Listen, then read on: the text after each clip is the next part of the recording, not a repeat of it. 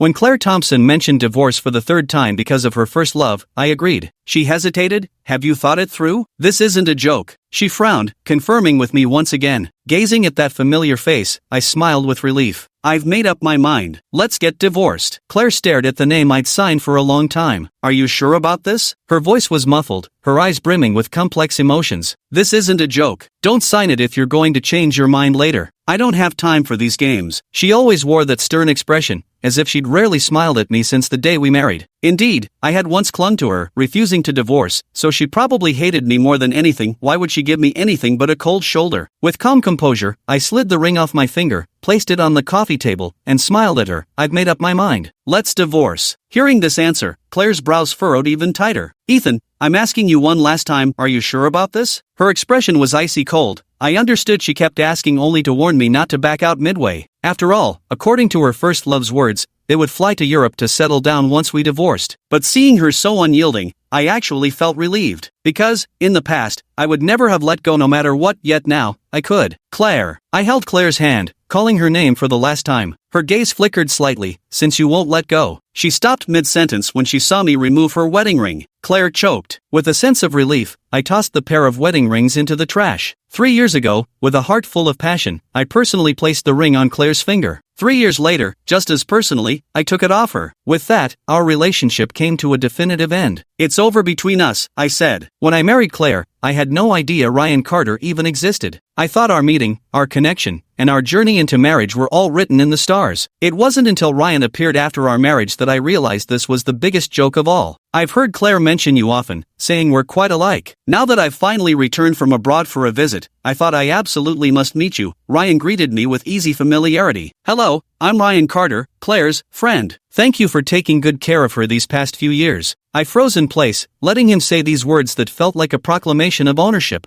I didn't even notice when he squeezed my hand red with his grip. Claire enthusiastically entertained Ryan, opening the premium whiskey I had prepared as a birthday gift for my father, and pouring Ryan a glass. Ryan subtly brushed his hand against Claire's while taking the glass from her. Even though Claire quickly withdrew her hand, I still caught the moment. It's been years, yet you still remember which single malt whiskey I prefer. You mentioned during our travels before, this whiskey has a distinctive smoky note. I've never forgotten. They chatted back and forth about their shared past, a past that existed without me. I stood by the door, out of place among them. Suddenly, I realized my marriage was in crisis. That night, I fought with Claire for the first time. She couldn't understand my unease and dismissed it as my unreasonable jealousy. My anger grew fiercer. I grabbed her wrist and demanded, you and Ryan were childhood sweethearts, each other's first love. You kissed, dated, even promised to get married in a country where divorce was unthinkable. Why didn't you tell me? Why keep it from me? Claire, what exactly am I to you? Claire impatiently shook off my hand. She couldn't even be bothered to give me an explanation. Instead, she brushed me off with that indifferent attitude, saying casually, Ethan, if Ryan and I were going to have anything, it would have happened long ago. Can you stop being so sensitive? I should have realized long ago that my marriage with Claire wouldn't last. Yet I kept thinking, let's drag it out one more day, just one more day. I love her, truly love her beyond reason. If I lost her, I don't know what kind of wreck I'd become, but it seems I overthought things. Perhaps I didn't love deeply enough? Or perhaps I've finally rationally analyzed that she's not worth my longing? In any case, had I understood back then that short pain is better than long pain, I would never have dragged things out till now. Claire didn't look well. Perhaps she felt her pride was wounded by me being the one to suggest ending things. But whatever the reason might be, it doesn't matter anymore. Just call me in advance whenever you want to process the paperwork, and I'll clear my schedule. With those words, I walked away. To my surprise, Claire actually chased after me and blocked my path. Ethan, what kind of game are you playing with me now? Look, right till the very end, she still suspected I had ulterior motives for agreeing to her divorce request. But what schemes could I possibly have? I just wanted to let her go, and to free myself. I heaved a sigh and shook off Claire's hand. Don't worry, I mean it this time. After the divorce, I won't bother you or Ryan anymore. Of course, even if you choose to settle in Europe, I wouldn't foolishly chase after you abroad just for some unresolved feelings. Settle? What settlement? Claire looked utterly bewildered. I don't know if she was too excited about me agreeing to divorce that she actually forgot about this matter, but I couldn't be bothered to explain. Claire, go home, I gestured to her. I'm going back too. Claire stared at me with reddened eyes. Why did you suddenly agree this time? She asked. I'm tired. I replied indifferently. Just because of one meal? A meal? Fancy her remembering. If it weren't for that meal, Claire wouldn't have started bringing up divorce again and again. But clearly, I'm the victim here. I got up early to buy groceries at the market, determined to arrange a candlelit dinner. On this romantic anniversary, I wanted to present her with the gold necklace I'd bought, clasping it around her neck myself. What did I do wrong? For this occasion, I bustled about nonstop, overflowing with anticipation. In the end, all I received was her curt message: Ryan has a fever. I'm taking him to the emergency room, won't be home tonight. All my efforts went down the drain. Staring at the table full of dishes, I couldn't figure out why I wasn't as good as Ryan. My phone screen lit up with a message from a friend. Happy anniversary. I know you're at a candlelit dinner and might not see this, but I still want to wish you well. Sigh, you're so lucky again. The message felt bitterly ironic against the backdrop of my loneliness. The next day, Claire came back. She froze for a moment at the sight of the table full of dishes, then chided me. Didn't I tell you not to wait for me? Now all this food will go to waste with no one to eat it. My pent-up anger finally erupted at this moment. We fought fiercely, and for the first time ever in our marital arguments, I even swore. Claire was furious and slapped me across the face without hesitation. It's just a meal. Is it really that big of a deal? I don't see why you're so mad. Your jealousy should have its limits. I don't want to listen to her anymore, I said. You just want to rekindle your old flame with Ryan, don't you? Stop pretending. Ethan, what the hell is wrong with you? Claire shouted at me. Both of us fell silent. I shut my mouth, deciding to resolve this properly with Claire once I'd regained my composure. Yet at that moment, she suddenly said, yes, I do want to rekindle things with Ryan. Are you happy now? Ryan is better looking than you, richer than you, more cultured than you, more generous than you, and he's the only one I've ever loved. Happy now? 5. Only those who know you well understand where to twist the knife for maximum pain. I felt like I was strapped to an execution platform, Claire's words slicing through my flesh again and again. This is really pointless. Claire grew weary of shouting. Voice hoarse, she stared at me icily. We can even argue over a simple meal. I'm truly exhausted. Let's just get a divorce, she said finally, pinning all the blame on that single dinner. But what she didn't understand was that it was never about the meal to begin with. After that, Claire handed me divorce papers twice in succession. Every time she handed the agreement to me, she would remind me mockingly, Ethan, we only ended up like this because of you. We weren't suited for each other. Maybe we were wrong from the very start. If I'd known earlier that you were the kind of person who'd make a huge fuss over a single meal, I would never have married you. As if everything stemmed from that one meal. And now, Claire brought it up again. Just because of a meal? When I didn't respond, she asked again. As if she wouldn't rest until getting to the bottom of it. But so what? Even if I poured out all my reasons, she wouldn't listen. I've never existed in her heart. For people like us, whether it was really about that meal no longer matters. But perhaps, at the moment of parting, we always need to find some excuse to blame the other person. Yeah, all because of one meal. I went along with her meaning, answering her with a smile. 6. Claire stood there in a daze. I didn't know what she wanted to say to me. All I knew was that her lips parted slightly, yet she remained silent. We gazed at each other for a long moment before Claire finally spoke. You stay. The apartment was always yours. She began packing her belongings. I'll move in with Ryan. We'll go to court tomorrow. Hearing her say this, I unexpectedly felt relieved. I'd been wondering whether I'd still feel that sting of jealousy and heartache when she mentioned Ryan's name in front of me again. But thankfully, I felt nothing. All right, what time tomorrow? I asked her. Claire paused abruptly while packing her bags. She froze for a few seconds, then threw her suitcase to the ground in frustration. She looked at me as if interrogating, or reproaching, her eyes swirled with complex emotions, wrapped beneath a thin layer of frost,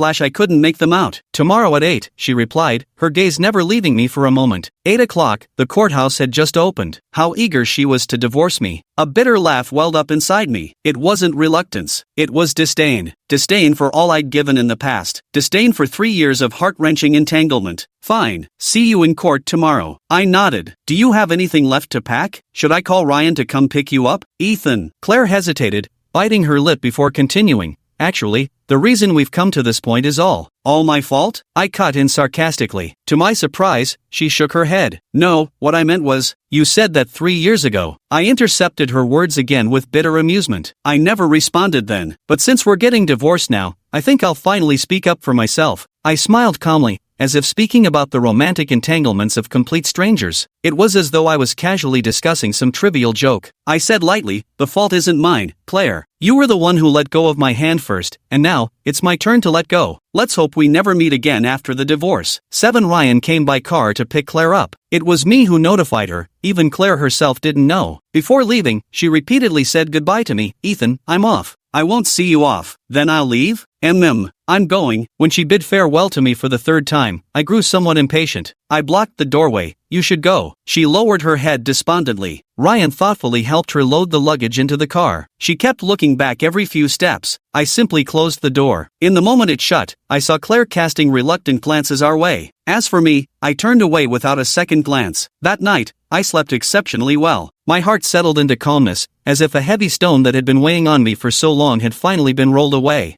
I could finally breathe again. The next morning, I dressed with extra solemnity, heading to witness what should have happened 3 years prior. Claire entered the courthouse doors accompanied by Ryan. By my side, there was no one. Yet, I felt no loneliness. On the contrary, I felt refreshed and clear-headed, ready to embrace my brand new beginning. There were few people going through procedures in the morning, so Claire and I quickly completed the process. As we parted ways, we stepped out of the door one after another. Claire remained completely silent. Ryan stood nearby offering warm concern, but she simply ignored his words as if they were passing wind. I was about to grab a quick bite somewhere nearby when I noticed a woman walking straight towards me. She had a great figure and smiled at me. My mind blanked for a moment as a familiar figure emerged from the depths of my memory. She stopped in front of me, took off her sunglasses, gave Claire behind me a sidelong glance, and scoffed twice. Then she said to me, "Missed your wedding, never expected to catch your divorce though. Ethan, happy divorce. Want me to treat you to dinner?" 8. Maya Jones' arrival was completely unexpected. Counting the time, it's been ages since we last saw each other. Our last meeting must have been on my wedding day. I still remember vividly how Leo called me on the eve of my wedding, telling me Maya was drunk at our favorite hot pot restaurant. When I asked how she'd gotten like this, Leo sighed and handed the phone to Maya, saying she should explain herself. Maya took the phone and giggled drunkenly. "Ethan, happy wedding." I asked her,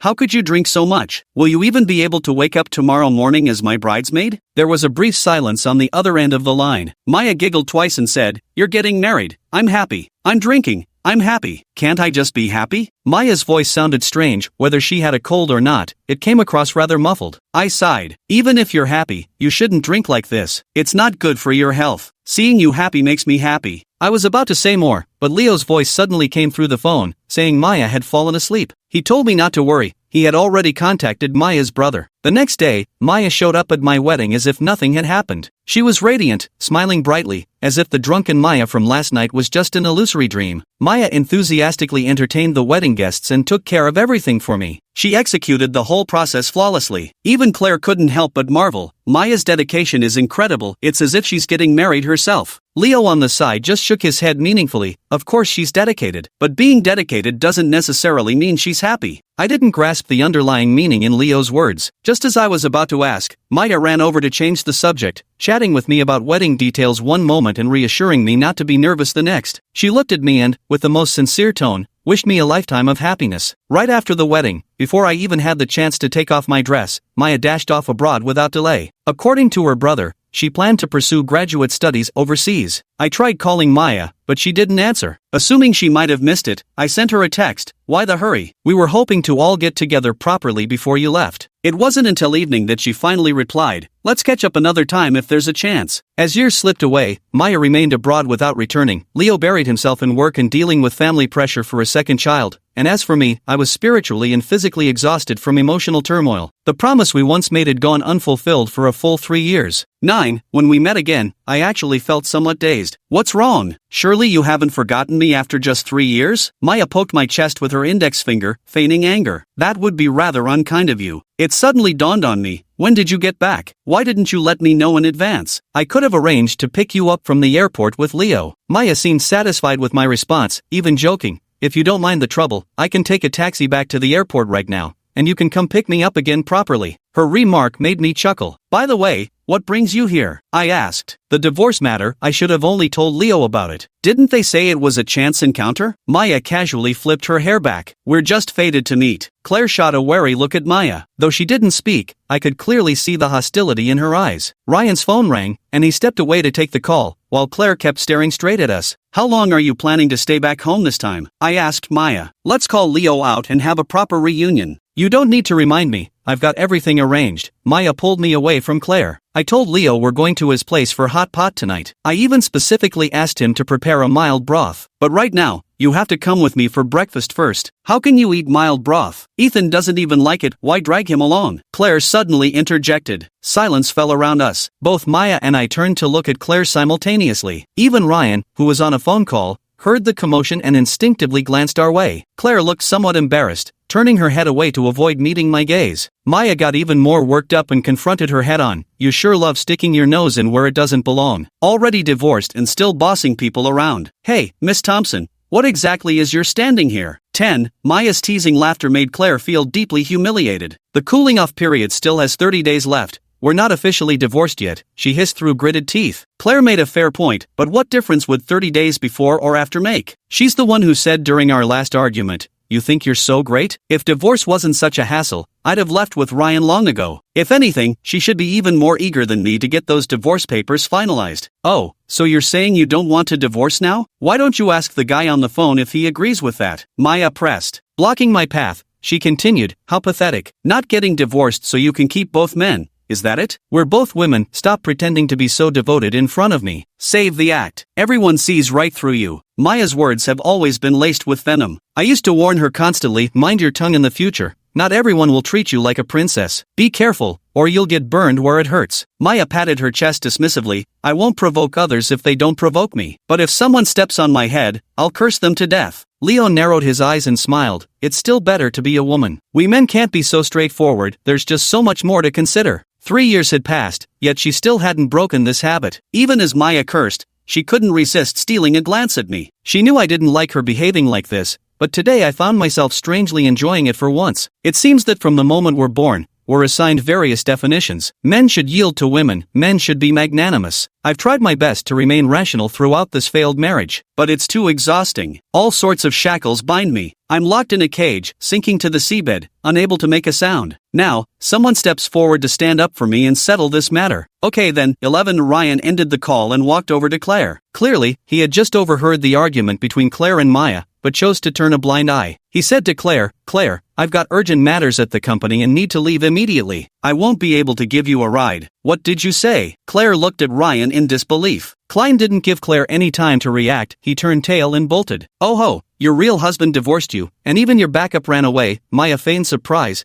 covering her mouth with her hand. You poor thing. Claire's face flushed red with anger. I had never seen her look so embarrassed before. She used to always embarrass me, losing her temper without regard for the occasion, looking down on my elders during family gatherings, and listing all my faults in front of my friends. I never uttered a single complaint. But now, I don't need to endure this anymore. Maya, don't think I don't know what's going through your head. Claire's veins bulged as she snarled, wow. You can read minds now? Since you're so guarded against me, why don't you take a guess? Am I thinking about slapping you to vent my anger, or swooping in to steal your ex-husband when you're vulnerable? Maya finished speaking and even provocatively leaned a bit closer to me. You, what you? How dare you justify cheating? Have you no shame making a scene here? Truly thick-skinned, still thinking you're someone important. Here's my suggestion, go home and take a good look in the mirror, see that hypocritical face of yours. Claire was furious. Psycho, Claire, argue all you want, but don't resort to name-calling, I sternly reminded her. Claire stared at me in shock, but she just insulted me. I didn't hear it earlier, but now I do. Claire choked. A smug smile curled at Maya's lips. She draped herself over my shoulder and rolled her eyes at Claire. Serves you right for asking for trouble. Having vented enough, I offered to treat Maya to a meal and whisked her away. Before leaving, Maya turned back to warn, Ethan is the kind-hearted type who just takes it in stride, but I'm different. Claire, you'd better stop giving him trouble from now on. Otherwise, you'll see what happens. Claire looked at me reluctantly,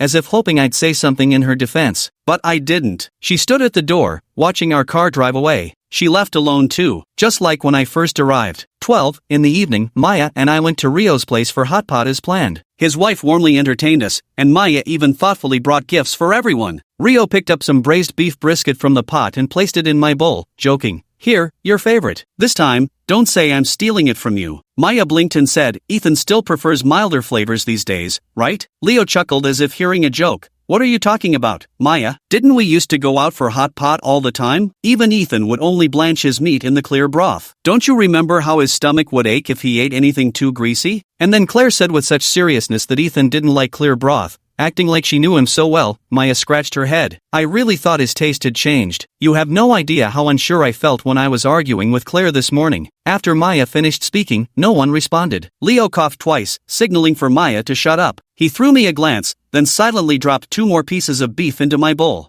I understand Leo's well-meaning intentions. Claire loves spicy food and always complains about my bland taste, so much so that if the food is even slightly under-seasoned, she refuses to eat it and throws it all away. After marriage, I abandoned all my previous preferences and started eating spicy food with her. Perhaps it's been so long that she's forgotten I changed my eating habits for her sake. I don't actually enjoy spicy food. I'm even mildly allergic to chili peppers. But she was unaware of all this. She had never cared. After 3 rounds of drinks, Maya was already drunk unconscious. Leo and I went to urge her to stop drinking, but she just waved her hand and laughed, saying, "You got divorced, I'm happy. I drink, I'm happy. Seeing you happy makes me happy too." It was exactly the same as when I got married 3 years ago. I sighed helplessly and poured her a glass of cold water to sober her up. "You were happy when I got married before, so why are you happy now that I'm getting divorced?" Maya didn't reply, she just kept laughing. She was pretending to be happy back then, but now she's genuinely happy. Just then, Leo's wife suddenly spoke up. She gathered the trash from the table into the bin and added, "Looks like everyone's pretty much finished eating anyway, and it's getting late. Ethan, why don't you take Maya home? Leo and I can handle cleaning up here." "Oh, sure." I stood up to help Maya,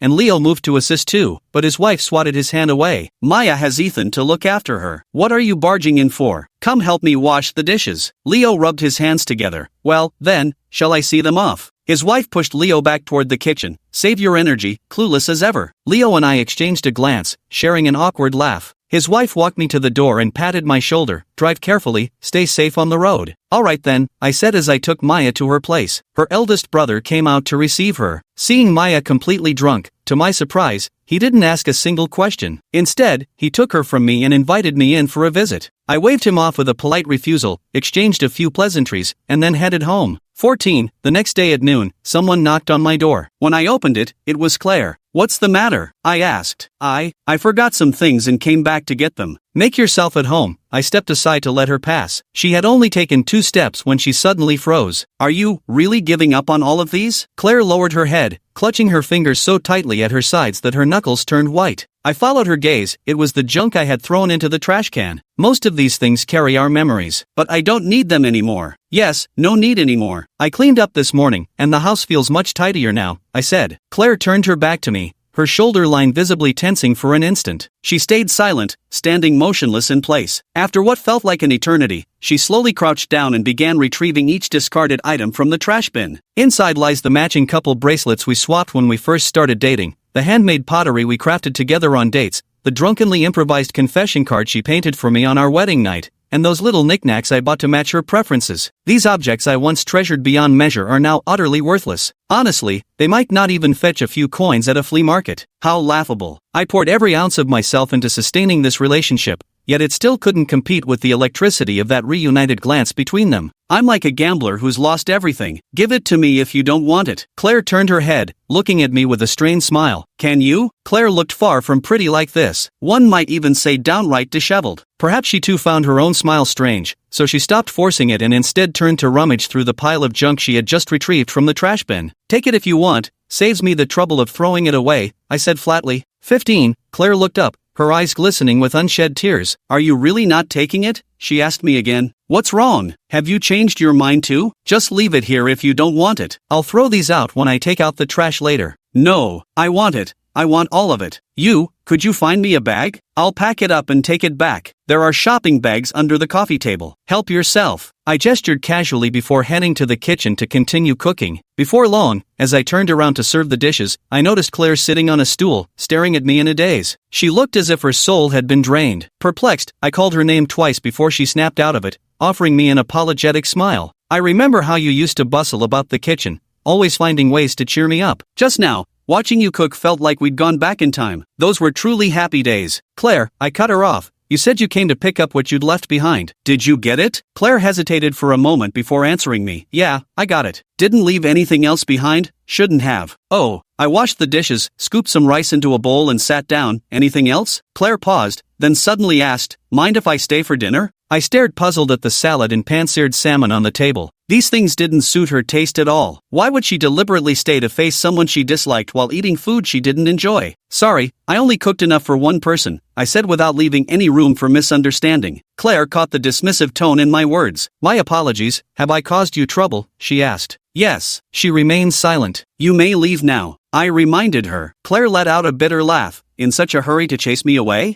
I thought for a moment before answering. Yes, you're really being stingy with your words when it comes to me. How peculiar. To think I'd hear such words from her mouth. It used to be me who complained about her. Claire gazed at me wistfully, studying me for a brief moment before turning away despondently with her bag of trash. Just as she reached the door, she suddenly looked back, as if having made up her mind. Actually, that day when I gave you the divorce papers, it wasn't. She didn't finish her sentence. Maya arrived. 16. Wasn't what? Maya walked up to me, asking with keen interest. Claire frowned unhappily. What are you doing here? Oh, how amusing. Maya rolled her eyes at Claire. Then what are you doing here? You, like a haunting ghost. The two kept bickering back and forth, neither willing to give ground. After a long standoff, Claire was the first to relent. She greeted me briefly before leaving. Why are you eating so early? Maya perched on a chair. My brother mentioned inviting you over for dinner at our place. I smiled. Want me to top you up? Sure. Maya propped her chin on her hand, beaming at me. Haven't tasted your cooking in ages. I scooped another bowl of rice for Maya. She ate with obvious relish. You're cooking so good anyone marrying you in the future will be seriously spoiled. She shoveled in another mouthful while speaking. Maya was never stingy with compliments. Back when I faced setbacks, she would provide emotional support just like this, listing my strengths over and over again, telling me not to lose heart. Being with her felt effortless and comfortable. Who knows about the future, but right now you're in for a treat,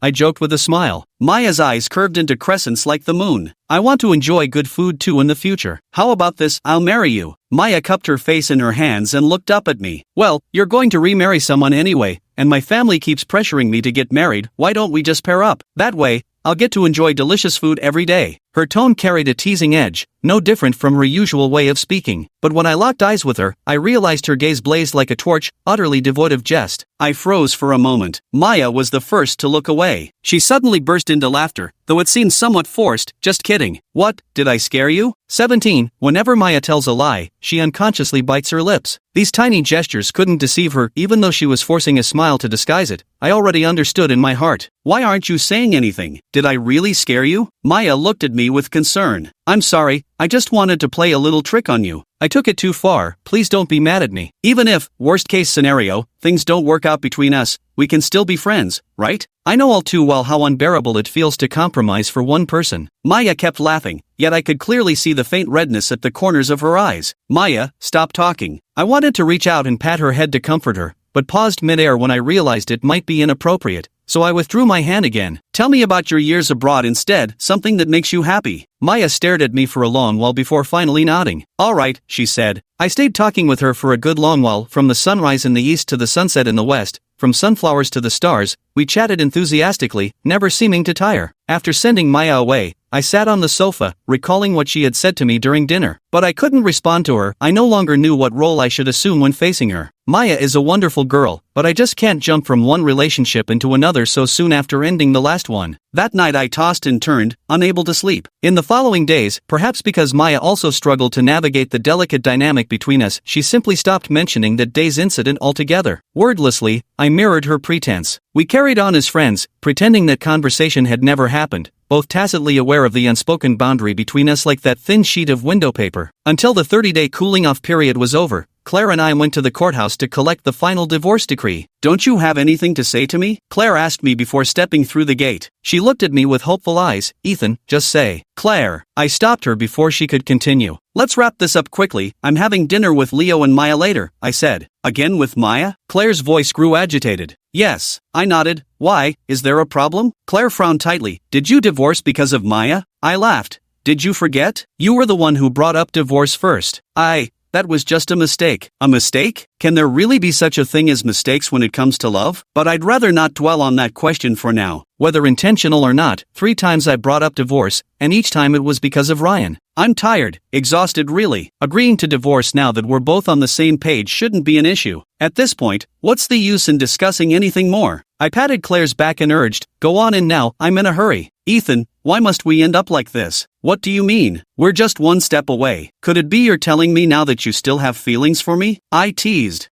Claire hesitated momentarily. Finally, she lowered her head and murmured weakly, still have feelings for you? How could that be? I knew Claire's temperament all too well. She never admits her mistakes by lowering her head. Just like now. Though it's fine this way, saves me from wasting my breath. Let's go, I said. Before long, we finally obtained the divorce decree. From then on, Claire and I would have nothing to do with each other. Before leaving, she couldn't help but call out to me, if I hadn't handed you that divorce agreement, would you still have filed for divorce? Yes, I answered without hesitation. Claire paused, then asked, what if Ryan and I had never reunited? In truth, everyone knew that Ryan's appearance had been the immediate cause of our divorce, but we both understood even more clearly that if it hadn't been Ryan Carter, it would have been Ryan Smith, Ryan Williams. The point is, once a rift appears in a relationship, it can never truly be mended. 19. I didn't answer Claire's question, not because I was avoiding it, but because I thought it unnecessary. No amount of explanation would have made a difference. After parting ways with Claire, I went to the usual spot to look for Leo and Maya. Who would have thought Leo had been called away on urgent business, leaving only Maya behind? When she saw me approaching, she gave an awkward smile. Leo's not here. If it's convenient for you, maybe we could reschedule? Maya became cautious, tiptoeing around, completely unlike her carefree self at the beginning. It was then that I realized we couldn't simply pretend that what had happened earlier didn't exist. This forced me to face the issue head-on. No need. Sit down. It's nice with just the two of us eating, I said, sitting across from her and wiping her utensils. Maya's expression seemed slightly awkward. Maya, I called out to her. There's something I'd like to discuss with you. Go ahead. I hesitated, thinking how to put it gently. After some thought, I asked, am I your type? Put. Maya spat out her water. All eyes turned toward us as she blushed and wiped her wet clothes on the table. Why, you must still be half asleep. What kind of ridiculous question is that? I scratched my head and said, sorry, maybe I didn't phrase it right. Maya eyed me skeptically, leaning closer as she asked, so what exactly did you want to ask? Do you like me? Don't you? Tick, tock. The second hand silently completed its circle. Maya pulled out her phone and called Leo. This is terrible. Ethan seems to have fried his brain. What? A completely baffled Leo replied from the other end of the line. I calmly took Maya's phone. It's nothing. Go back to your work. Then I ended the call. Maya had no choice but to meet my stare. When did you find out? She asked. A while ago, when you joked about marrying me. But didn't I say at the time that it was just a joke? You bite your lip when you lie. Maya fell silent for 2 seconds. So you're coming clean with me today. Does this mean we can't even be friends anymore? She lowered her head, then forced out a bitter smile at the corners of her mouth. If only I hadn't made that joke with you, we could at least have stayed friends. Now, we can't even do that. She spoke her mind in this joking yet sincere way. I don't know why, but seeing her like this made my chest tighten suddenly. I sighed. What nonsense are you thinking about? Maya was taken aback and looked up at me. I did want to come clean with you, but I never intended to cut ties. After that incident happened, you seem to consciously keep your distance from me. Our relationship hasn't been the same as before, and I feel somewhat. I paused, searching for the most fitting word to describe it. Somewhat unaccustomed. You're not as chatty and lively as before, and oddly enough, I've grown uncomfortable with that. Maya, you're such a wonderful girl, but I just come out of a failed relationship. It's okay, Maya exclaimed excitedly. I'm willing to wait. Her eyes seemed to sparkle like stars. It suddenly occurred to me, when had Maya started liking me anyway? If only it had been before I met Claire. But I think, even starting now, it wouldn't be too late. 21. After breaking through that layer of window paper between us, our relationship regained its former casual ease. A few days later, Claire suddenly called me, saying she was planning to fly to Europe with Ryan, and asked if I could meet up with her. I refused. Let's meet, just one last time. No need. Just open the door, I'm right outside. Claire kept knocking until it annoyed me, forcing me to finally open the door for her. You finally agreed to see me, she said. You've seen me now, so leave. I turned to close the door, but she braced against it. Wait, what exactly do you want? I asked her in irritation. Claire paused, then handed me a cufflink. Keep it as a memento. I used to love collecting cufflinks, but Claire disapproved. In her eyes, it was a waste of money. Once, a friend brought me back a particularly unique cufflink from out of town, which I carefully treasured in a box. But as luck would have it that day, Claire went out with Ryan under the pretense of discussing business, when the weather abruptly changed and she got soaked to the skin. She returned home in a sorry state, and upon seeing the cufflinks on my desk, grew even angrier, blaming me for noticing the cufflinks but failing to notice the heavy rain and pick her up in time. If you care so much about those cufflinks, why don't you just marry them? What did you marry me for? In a fit of rage, she grabbed the jewelry box and deliberately ran downstairs to throw it away. Looking back now, it really fills me with emotion. Staring at this cufflink that was exactly the same as before, I couldn't help but laugh helplessly. Where did you get this? A friend helped me get it. I handed the cufflink back to Claire. Sorry, I don't like cufflinks anymore. You can keep it. Claire's face was full of anticipation until I responded, and her disappointment became visibly evident. You don't like it? I can buy you another one, you can pick any you want. She looked somewhat anxious. I waved my hand. You don't have to do this. I don't need souvenirs. Claire froze in place. She looked at me confused, murmuring to herself, why? You used to like them. You said it yourself, that was the past. I don't like them now. She clenched her fists tightly, suppressing the turmoil in her heart, and smiled bitterly. Is it cufflinks you don't like, or is it me? Claire stared into my eyes, the corners of hers slightly reddened, her gaze seeming both unwilling and resigned. Even her usual icy and haughty voice grew hoarse at this moment. Both, I answered her. She refused to give up and pressed further. I'm about to go to Europe with Ryan, won't you ask me to stay? If you just tell me not to go, I'll stay. Claire, we've lived together for 3 years. You should know my temperament by now. She completely broke down, tilting her head as she stared at me in disbelief. Her voice hoarse, she stammered, You. Claire pounded her chest, the words stuck in her throat refusing to come out. They say people lose their voices at the peak of suffering, but I could never associate the word suffering with Claire. She leaned against the doorframe, laughing foolishly. Then, between those laughs, she began to cry. 23, Claire took a long moment to collect herself before pressing a hand to her chest with self-mockery and saying, all this time, I thought what I felt for Ryan was love, and that my feelings for you were just dependence at best. Even when I first got together with you, it was only because you looked vaguely like Ryan. But it wasn't until after the divorce that I realized it wasn't Ryan I loved. It was you. I know how pathetic this sounds, I just can't help it. Claire, you're not thinking clearly right now. There's no need to continue this conversation. I'll call Ryan to come pick you up. You should go back with him, I said. I truly can't handle crying women, it's pure torture for me. No, Claire brushed off my hand and snatched my phone away. Ethan, if I had confessed to you sooner, if I had admitted my mistakes earlier,